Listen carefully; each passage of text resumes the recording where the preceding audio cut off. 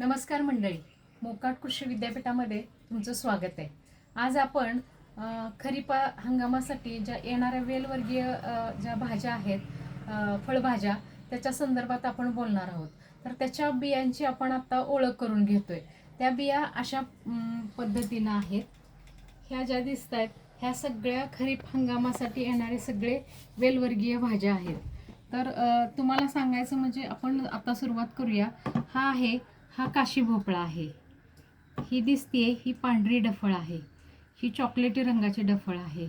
हा गबरू नावाचा घेवडा आहे, ही चंद्रमुखी आहे, हे आहे ते दुधी भोपळा आहे, हे कोयरी आहे, हा चणूला पावटा आहे, हा चांबार घेवडा आहे, हा कोहळा आहे, हा पांढरं घोसावळा आहे, ही देशी काकडी आहे, हा आहे तो आपला बोंबील घेवडा आहे, हा देशी दोडका रावण दोडका आहे, हा आहे तो चारधारी आहे, हे आहे ती कुंपण घेवडा आहे, हे आहे ते पडवळ आहे, ह्या आहे ते शेरणे आहे, ही आहे ती काळी कोयरी आहे, ही आहे ती लाल रंगाची गुलाबी रंगाची अभयबोबई आहे, ही पिवळ्या रंगाची अभयबोबई आहे, हा लाल कुंपण घेवडा आहे, हा आहे तो बुटका घेवडा आहे, हा जो आहे तो आपला तांबडा भोपळा आहे, आणि हे आहे ते काळे घोसावळे आहे। अशी एवढी नंबर ऑफ व्हरायटी